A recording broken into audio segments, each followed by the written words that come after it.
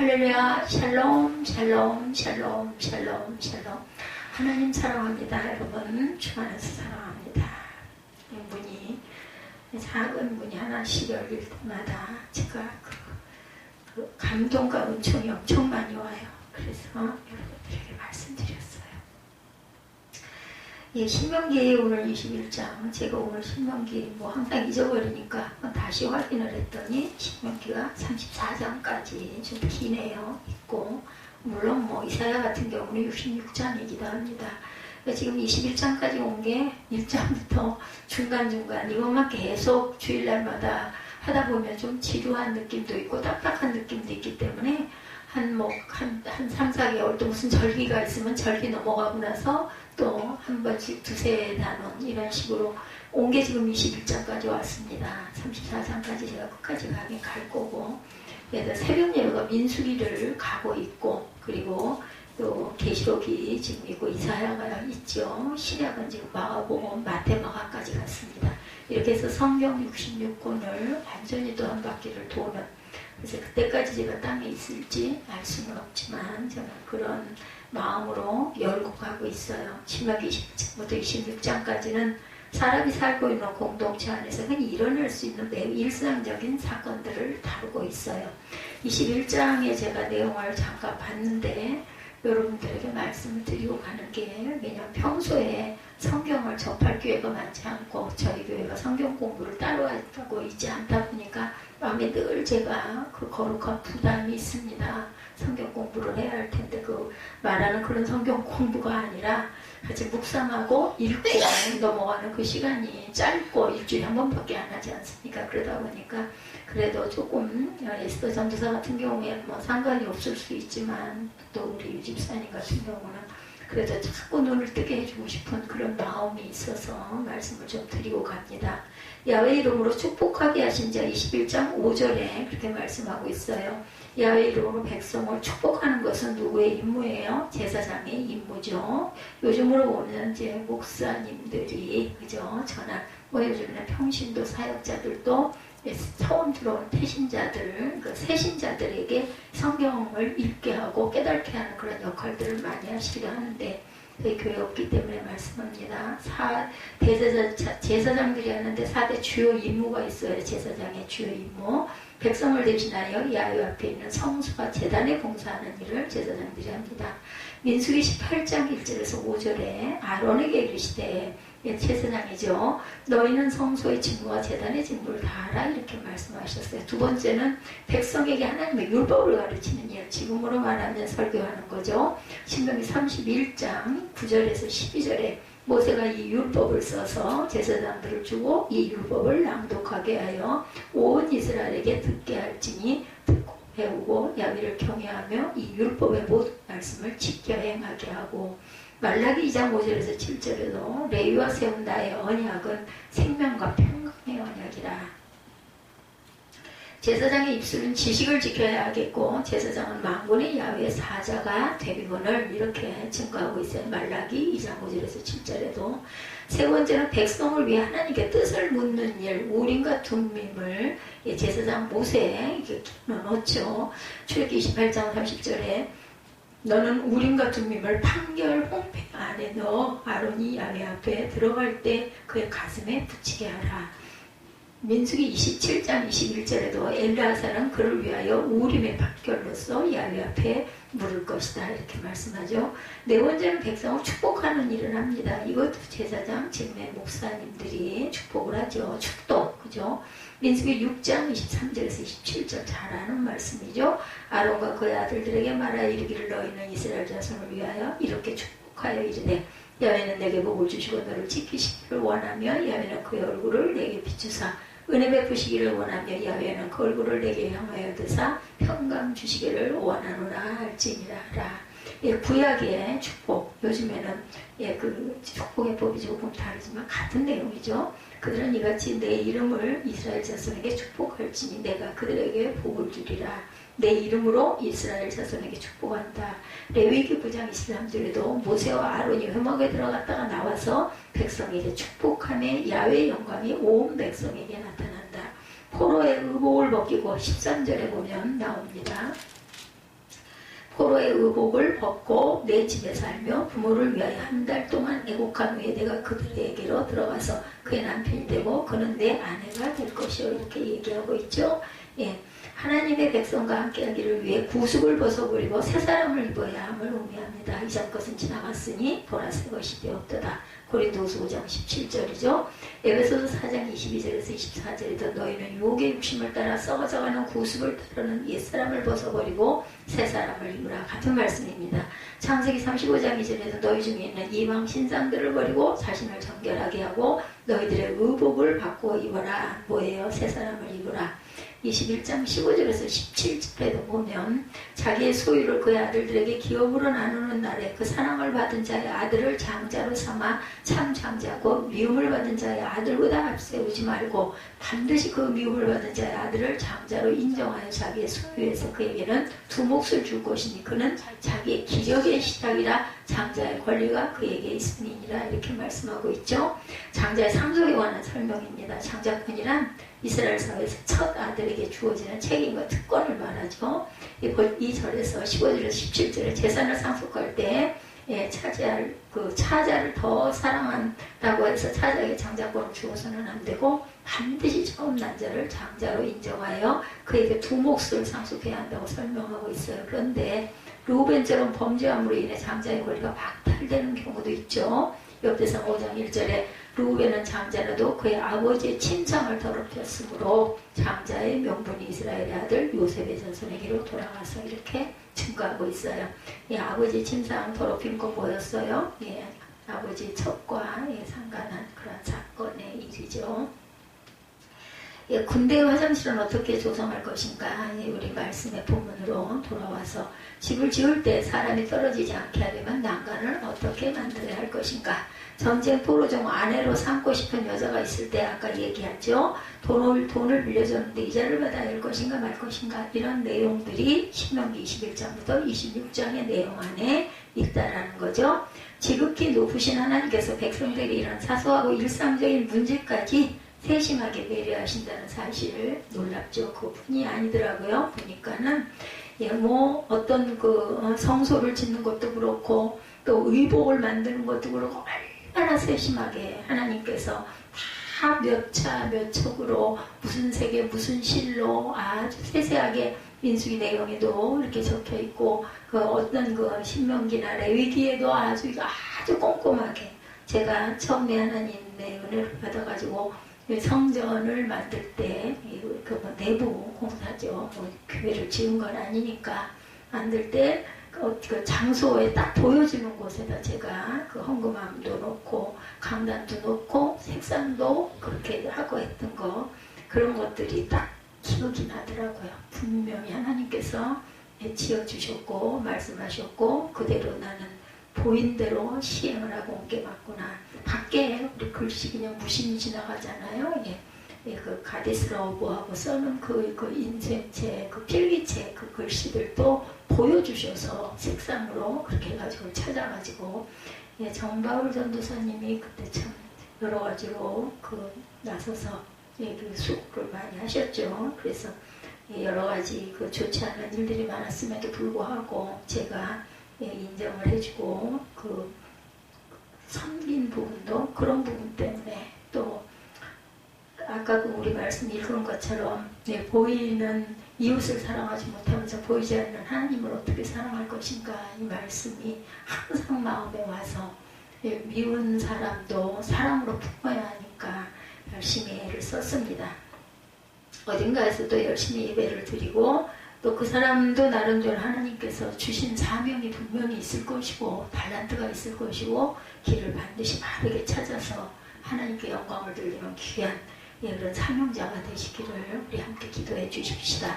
하나님 백성의 공동체는 작고 사소한 문제까지도 정의를 실현하면서 살아야 하고 나 혼자만 의롭게 하나님과 바른 관계를 맺고 살면 됐지 공동체가 나와 무슨 상관인가는 영적인 기준은 철저하게 우리가 배제를 해야 되겠다. 하나 되는 마음이 있을 때 굉장히 기쁘지 않아요? 같은 마음으로. 그래서 어떤 면으로는 가족이 가장 먼저 예배를 해야 되고 우리는 그 기본의 뿌리가 아닐까 그리고 이제 퍼져나가는 것도 하나님이 붙이시겠죠. 저는 그렇게 생각을 하고, 우리가 생각할 때는 십수년인데 이런 생각을 하지만 십수년은 하나님께는 아무것도 아니죠. 150년도 아무것도 아닙니다. 근데 중요한 건 꾸준하게 하나님의 은혜를 사랑하고 열심히 찬양하며 예배하고 가는 그런 삶의 모습이 가장 중요하다고 저는 생각을 합니다. 성경 교리를 체계적이고 조직적으로 연구하는 21세기 이전의 체계신학 혹은 조직신학자들은 죄를 하나님과 인간과의 1대1의 문제로만 다루었는데 1차 세계대전과 같은 갖가지 전쟁을 겪으면서 죄는 개인의 문제만은 아니라는 사실들을 깨닫게 됐다고 합니다. 죄는 집단성, 공동체성을 지니고 있다는 것들을 발견했다고 해요. 그래서 21세기에 나온 조직신학 서적들은 죄의 공동체적인 면을 한 항목으로 다루고 있다는 것. 네, 한 개인이 아무리 기도를 많이 하고 성경을 많이 보는 훌륭한 그리스도인이라 해도 그가 속한 사회가 공산주의 혹은 전제주의 사회라면 그 사람은 공산주의의 도구가 될 수밖에 없어요. 우리는 자유대한민국의 우리가 8.15 해방을 곧 맞이하는 내일, 날짜가 기념일이 내일이잖아요. 정말 감사해야 되고 우리 그 순국영령들의 그 피해를 정말 감사해야 되고 기리고 그냥 쉬는 날이다가 아니라 마음으로 정말 기도하는 그분의 후손들에게 복을 주시옵소서 하고 기도하는 저와 여러분이 되셔야 할 줄 믿습니다. 저도 젊을 때는 뭐 그런 거 별로 신경 안 썼어요. 그냥 쉬는 날이다, 뭐 학교 안 간다, 막 이런 거 좋아했는데 나이가 좀 들다 보니까 아주 그런 게 귀하고 현충일이나 그 8.15 해방 이럴 때는 늘 마음으로 기도를 합니다. 얼마나 감사한가. 우리가 북한에 있었으면 어쩔 뻔했냐고요. 마음껏 예배를 못했겠죠. 근데 우리가 선택할 수 있는 부분이 아니잖아요. 남한에서 이렇게 이나마라도 이렇게 잘 살 수 있는 거 하나님의 은혜고 하나님의 사랑이다 생각을 합니다. 우리 한국 남자들은 군대에서 죄의 집단성을 배우죠. 그죠? 내무반에서는 한 사람만 잘못해도 모든 장병들이 체벌이나 기합을 받아요. 요즘엔 어떤지 모르겠지만 별로 다르지 않을 것 같아요. 예전처럼 지독하지는 않아도 똑같이 벌이 가해질 것 같습니다. 그래서 군대 가면 죄는 내가 짓지 않는다. 끝나는 문제가 않는다고 끝나는 문제가 아니구나. 우리 공동체 중에 한 사람이라도 죄를 지어서는 안 되겠다는 사실을 배우게 되고 단합이 잘 되죠. 그리고 잘못해가지고 단체로 기합을 받으면 얼마나 미안하겠어요. 그럼 다음부터는 절대로 그렇게 못할 것 같습니다. 저는 뭐 군대를 가보잖아 모르지만 그 부담이 대단할 것 같죠. 참으로 놀라운 것은 모세의 율법은 이미 그 옛날에 죄의 공동체성을 심각하게 강조하고 있다는 거예요. 그래서 성경이 영원한 베스트셀러라는 이야기가 지금 이 세대에 일어난 일들, 믿지 않는 아이들까지도 지난번에 밖에 비가 많이 와가지고 사거리에서 눈으로 직접 봤거든요. 벼랑간에 흙탕물이 확 우러나가지고 쫙 둥둥 떠내려가고 깜짝 놀랐어요. 야프게 뭐 사러 갔다가 거기 휴가라고 15일까지 휴가라고 붙어있어갖고 아이고 도저히 안 되겠네 하고는 딱 등 돌려서려고 하는데 사람들이 뭐가 이상하더라고 웅성거리고 그래서 이상하네 그러고 저는 뭐 뒤를 안 돌아보는 성격이니까 위로 올라가려고 하다가 뒤돌아봤더니 뭐 물이 금방 뭐 이만하더니 막 이렇게 올라가가지고 차가 가다가 말고 막 뜨더라고요. 그런 걸 보고 너무너무 놀랐어요. 사람이 할 수 있는 건 정말 극히 아무것도 아니고 정말 한정적이라는 거를 저는 이 나이가 되다 보니 내가 애쓴다고 될 일이 아니다. 하나님의 인도고 중요한 건 우리 방향이 중요하다는 생각을 늘 합니다. 내가 할 수 있는 게 뭐가 있겠어요. 다만 내가 원하는 방향 또 더 중요한 거는 뭐냐면 정말 내가 기쁘게 헌신할 수 있는 방향이 무엇인지 그것을 발견하고 이것이다 하면 죽으면 죽으리라는 마음을 갖고 뚫고 나가려는 노력 그리고 끈기 그리고 오래 참는 부분 정말로 필요하다는 생각을 합니다. 참으로 놀라운 것은 모세의 율법이 이렇게 공동체성을 굉장히 심각하게 강조하고 있다는 것. 첫 번째 규례의 내용이죠. 본문이 다루고 있는 규례는 하나님께서 주신 가나안 땅에서 살인사건이 일어난 경우를 배경으로 있어요. 그래서 도피성의 말씀을 전에 전했습니다. 제가 피살된 기자가 들에 유기된 살인죄와 사체 유기죄가 경합된 경우입니다. 근데 그를 쳐 죽인 자가 누구인지 아직 알지 못하는 그 어떤 발견되지 못한 미제의 사건. 하나님께서는 약속하신 거룩한 땅과 하나님께서 택하신 거룩한 백성의 공동체에서 이런 야만스러운 문제가 성경에 기록된 사실을 통해서 성경이 단지 이상만 지향하는 것이 아니라 현실적인 삶의 책이라는 것도 우리가 인정을 해야 된다는 거죠. 그렇게 세세하게 설명하고 있습니다. 우리는 예수를 믿어서 거룩하게 되었고 거룩한 공동체를 이루며 살게 되었지만 완전하게 거룩한 존재가 될 수는 없죠. 죽을 때까지 죄와 투쟁하며 살다가 우리는 갑니다. 그래서 마지막 순간에 영화된다고 얘기하죠. 최선을 다하게 성화를 이루고 가야 된다. 우리가 조금이라도 마음을 놓게 되면 죄에 미혹되기 쉽다는 사실을 먼저 마음속 깊이 새겨야 되고, 만약 어떤 사람이든지 나는 예수를 믿어서 죄를 안 짓는 거룩하고 완전한 존재가 되었다는 완전주의를 말한다면 이는 그릇된 주장, 사단에 미혹된 사람이라고 밖에는 우리가 생각할 수가 없습니다. 거룩한 백성이 공동체 안에 이렇게 무서운 사건이 일어나게 되면 우리는 과연 어떻게 해야 할까? 내가 범인이 아니기 때문에 난 상관없다는 생각은 옳지 않다라는 거예요. 성경에서 이런 사건이 일어나면 이스라엘의 장로와 재판장이 행정부와 사법부가 모두 동원되어서 시체가 유기된 장소로 가야 한다라고 말하고 있습니다.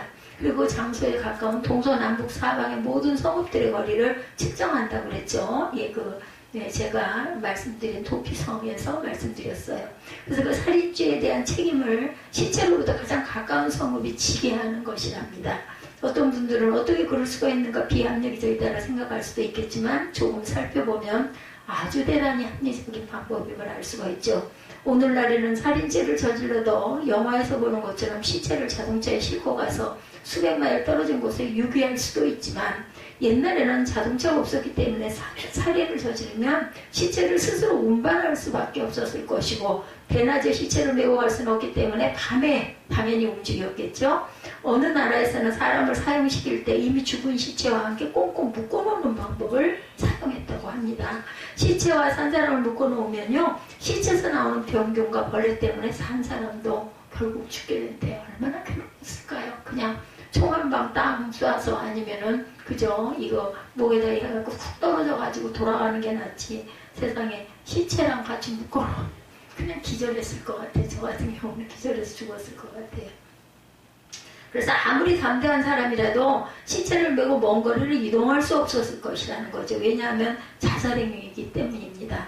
그러므로 모세의 율법이 살인범을 알 수 없는 미제의 살인사건에 대한 죄책을 그 시체에서 가장 가까운 성읍 공동체에 돌리는 것은 아주 합리적이었다. 만약 어느 가게에서 빵을 절도한 사건이 일어났을 때 평소에 배고파 빵 먹고 싶어란 말을 입에 달고 살던 사람이 사건이 일어난 직후에 그 장소 주변에서 배를 두드리면서 트림을 하고 빵 냄새를 풍기고 다닌다면 그 사람은 의심 없는 것이 불합리한 행위일까? 의심하는 것이 불합리한 행위일까? 따라서 시체에서 제일 가까운 성읍에 있는 장로들은 살인죄에 대한 책임을 지고 자기 공동체가 그 죄와 관련이 없다고 하는 사실을 입증해야 했대요. 우리는 여기랑 관계가 없다. 이 사실을 입증하기 위해서 장로들은 아직 부리거나 멍에를 메어보지 못한 암송아지 한 마리를 취해서 물이 항상 흐르고 농사를 한 번도 짓지도 않은 골짜기에 데려가서 그 암송아지의 목을 꺾어야 한다고 합니다. 죽이는 거죠. 그리고 목이 꺾인 암송아지 위에 손을 씻으면서 다음과 같이 말해야 된대요. 우리의 손이 이 피를 흘리지 아니하였고 우리의 눈이 그것을 보지도 못하였나이다. 이거 송아지 얼마나 불쌍해요. 그래서 예수님이 하신 우리를 구원하시기 위해서 십자가에 못 박히신 이후에 대제사장으로 쓰신 것 중에 가장 잘된 일이 양들이 해마다 그죠? 피를 흘리지 않아도 되는 거, 그거 죽여야 되잖아요. 그 많은 양을. 근데 그렇게 안 해도 되잖아요. 그래서 참 불쌍한 양이라는 생각을 늘 많이 했고 예수님이 하신 귀한 그 사역 중에 양들이 살아났네 이런 생각을 저는 한 적이 있습니다. 야훼여 주께서 속량하신 주의 백성 이스라엘을 사하시고 무죄한 피를 주의 백성 이스라엘 중에 머물러 두지 마옵소서. 그러면 그 피 흘린 죄를 사함받게 된다 이렇게 생각을 했다고 합니다. 입술로 고백하는 거죠. 예를 들면 기도입니다. 규례의 관찰입니다. 이 규례는 4가지 특징이 있어요. 첫째로 살인죄는 범인을 아는 경우와 범인을 모르는 경우 해결 책임자가 다르다는 거죠. 살인죄의 범인을 아는 경우에는 피해자의 가족이 그 살인자를 처벌할 책임을 막 안게 된다고 하네요. 그러나 만일 사람이 그 이웃을 미워하여 엎드려 그를 기다리다가 일어나 쳐서 그 생명을 상하여 죽게 하고 한 성읍으로 도피하거든 그 본 성읍 장로들이 사람을 보내어 그를 거기서 잡아다가 보수자의 손에 넘겨 죽게 할 것이라. 내 눈이 그를 긍휼히 보지 말고 무죄한 피 흘린 죄를 이스라엘에서 제하라. 그리하면 내게 복이 있으리라. 11절에서 13절의 내용에 나와 있습니다. 신명기 19장 11절에서 13절이네요. 도피성 이야기죠. 11절에서 13절. 그러나 만일 어떤 사람이 그 이웃을 미워하여 엎드려 그를 기다리다 일어나 상처를 입혀 죽게 하고 이 한 성읍으로 도피하면 그번 성읍 장로들이 사람을 보내어 그를 거기서 잡아다가 보복자의 손에 넘겨 죽게 할 것이라. 내 눈이 그를 긍휼히 여기지 말고 무죄한 피 흘린 죄를 이스라엘에서 제하라. 그리하면 내게 복이 있으리라. 이렇게 말씀하죠. 성읍의 장로들이 살인자를 체포하면 피해자의 가족이 보수자가 되어서 살인자를 처형합니다. 그러나 살인자가 누군지 모르는 경우에는 복수되지 않은 피에 대한 책임을 가장 가까운 성읍의 공동체가 진다고 해요. 이처럼 살인자를 아는 경우와 모르는 경우는 각각 책임자가 다르다는 것을 우리가 알 수 있고, 둘째, 죄를 짓는 주체와 죄에 대한 책임을 지는 주체가 다를 수 있다. 죄는 남이 지고 책임은 내가 뒤집어 쓸 수도 있다는 말입니다.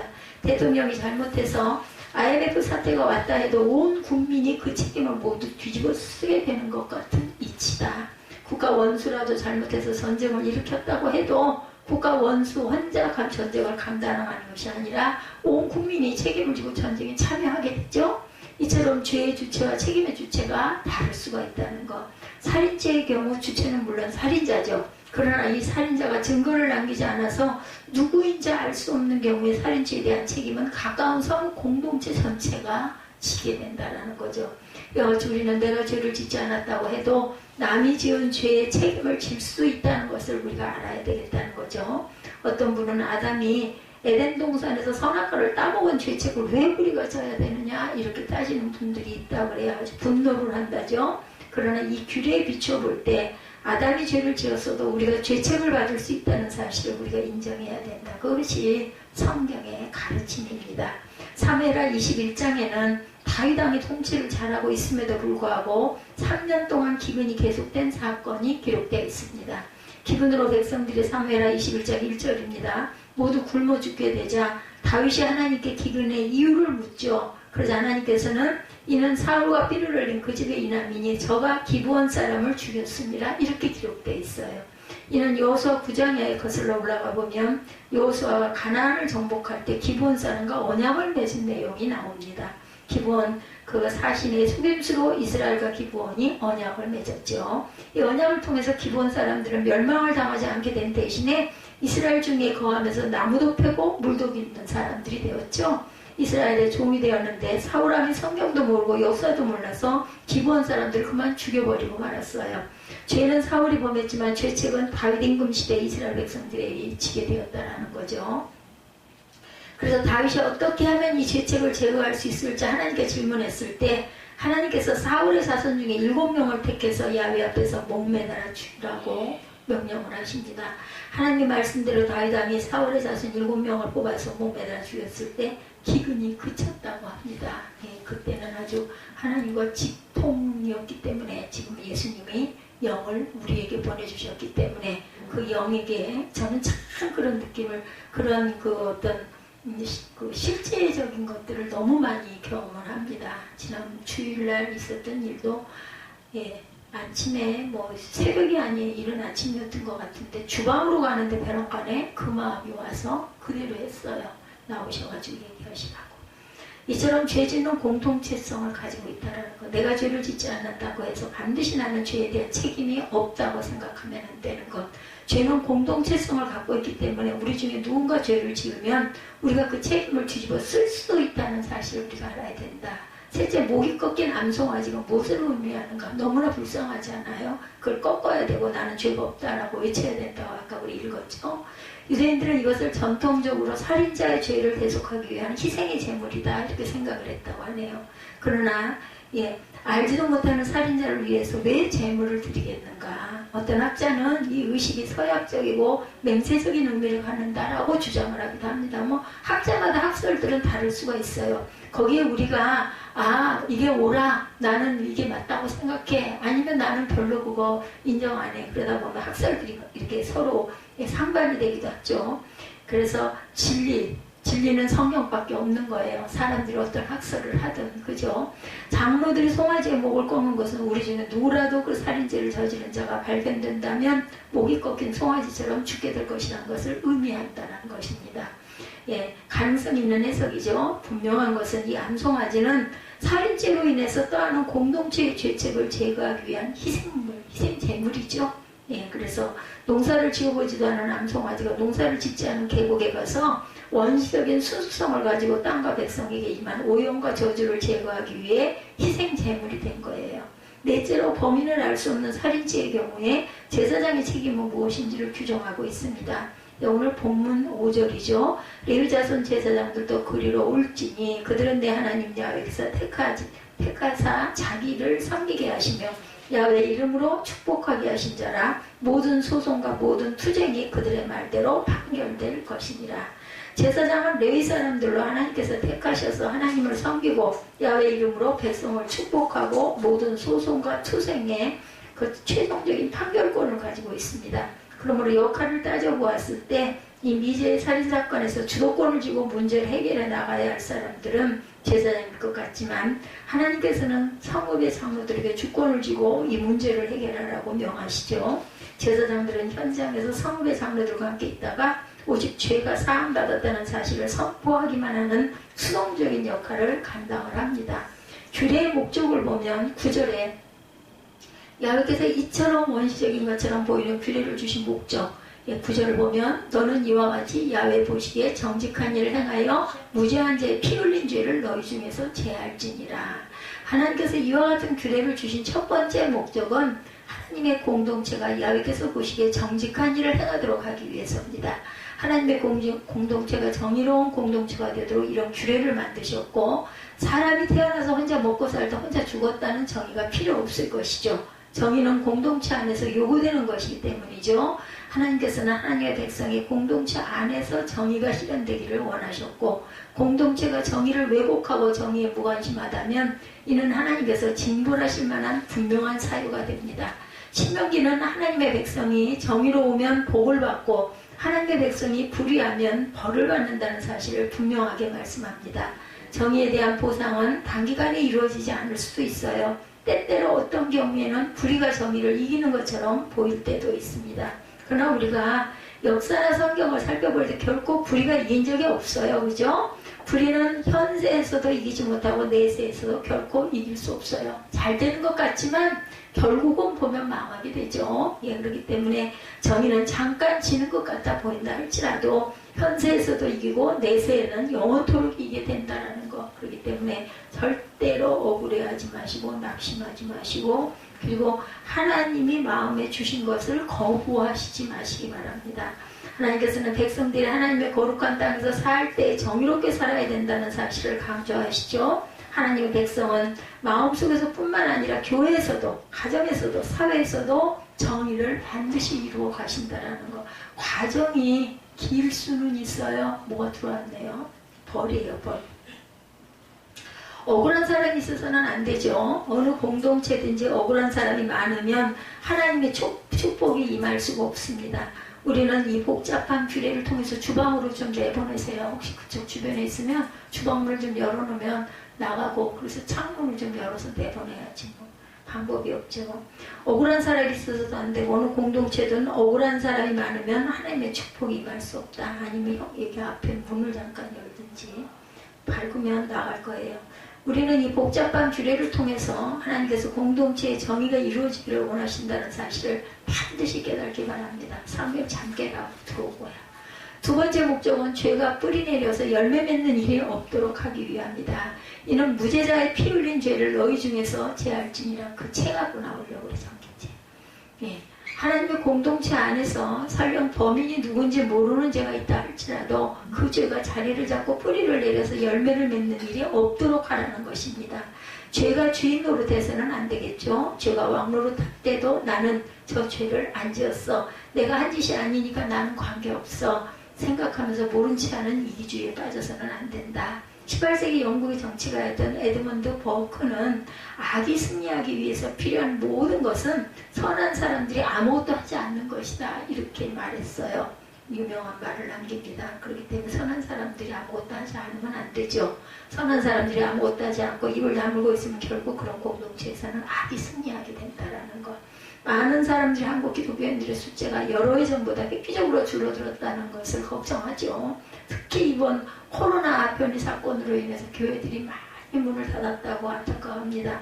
그러나 우리나라 기독교인들의 숫자가 줄어든 것은 어쩌면 어떻게 보면 당연한 결과가 아닐까. 기독교인들이 먹고 살만하기 때문입니다. 배가 부르고 땅도 가지고 있고 자식들에게도 양질의 교육을 시킬 수 있으니 내 자신의 만족을 채울 수 있으니 다른 사람들에게 무관심하게 되기도 하죠.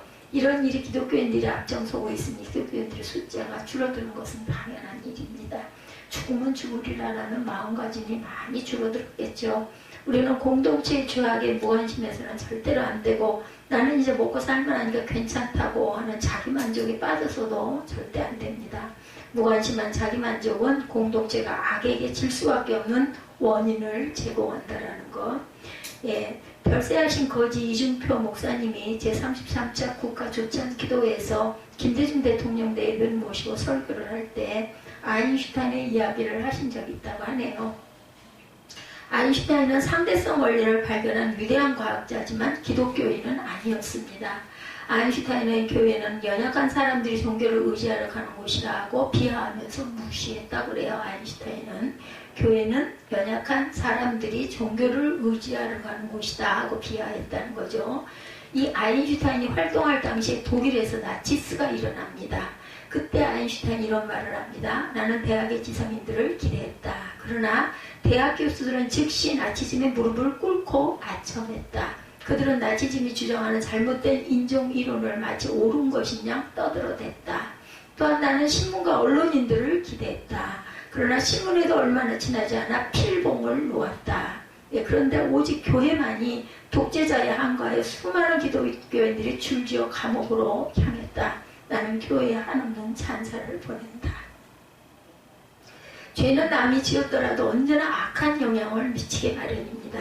그러므로 우리가 정의로운 공동체, 정의를 지향하는 공동체, 억울함이 없는 공동체, 죄가 자리 잡지 못하는 공동체가 되는 것이 오늘 본문을 통해서 하나님께서 우리에게 원하시는 바라는 것. 교회가 불의하면 이 사회는 아예 소망이 없습니다. 공동체가 되는 것이 오늘 본문을 통해서 말씀하시는데 하나님의 정의가 실현되어야 할 교회조차 불의하다면 이미 다른 집단은 생각해볼 필요조차 없다는 거죠. 어느 나라의 왕이 자신의 공주를 너무 사랑해서 공주가 좋아하는 곰인형, 토끼인형 등 갖가지 종류의 인형을 사주고 공주도 인형을 너무 좋아해서 항상 인형을 안고 놀곤 했다고 그래요. 근데 어느 날 공주가 폐결핵에 걸려서 죽게 됩니다. 네, 음식도 좋고 환경도 좋은 왕국에서 어떻게 공주가 폐결핵에 걸리게 되었는지 왕이 통해하며 조사하기 시작했는데 원인이 발견되죠. 어디서였을까요? 왕은 자신의 왕국에 있는 가난한 사람들을 잘 돌보지 않았습니다. 그래서 성 밖에 가난한 환경에 있는 사람들은 곧잘 폐결핵에 걸리곤 했는데 이 사람들이 할 수 있는 일이라는 소일거리들 뿐이었기 때문에 어떤 폐결핵 환자들은 인형을 만들어서 팔기도 했어요. 바로 이들이 기침하면서 만들었던 인형을 공주가 갖게 되었고 그 인형을 통해 공주가 폐결핵에 걸려서 죽게 되었다는 거죠. 왕은 성중에 있으면서 잘 먹고 잘 입고 잘 지내면 늘 건강하고 괜찮으리라고 생각했지만 그가 돌보지 않았던 가난한 사람들, 폐병 환자로 인해 결국 자신의 사랑하는 하나뿐인 딸을 잃어버리게 되는 끔찍한 피해를 입게 되었다는 거죠. 우리는 나만 괜찮다면 다 괜찮다는 태도에서 벗어나야 합니다. 하나님께서는 우리 공동체가 정의로운 공동체가 되어서 이 사회의 빛과 소금의 역할을 감당하시기를 원하십니다. 이 사실을 깨닫고 서로 정의를 격려하면서 구원받는 하나님의 자녀답게 이 세상에서 빛과 소금으로 살아가는 저와 여러분들이 되시기를 주님의 이름으로 축복합니다. 오늘 신명기 21장 말씀, 네, 죄에 대한 공동체의 책임, 우리 모두가 항상 하나님 보시기에 이웃을 내 사랑하는 가족처럼 내 자녀처럼 그렇게 사랑하는 마음을 품고 살아가시는 저와 여러분 되시기를 주님의 이름으로 축복합니다.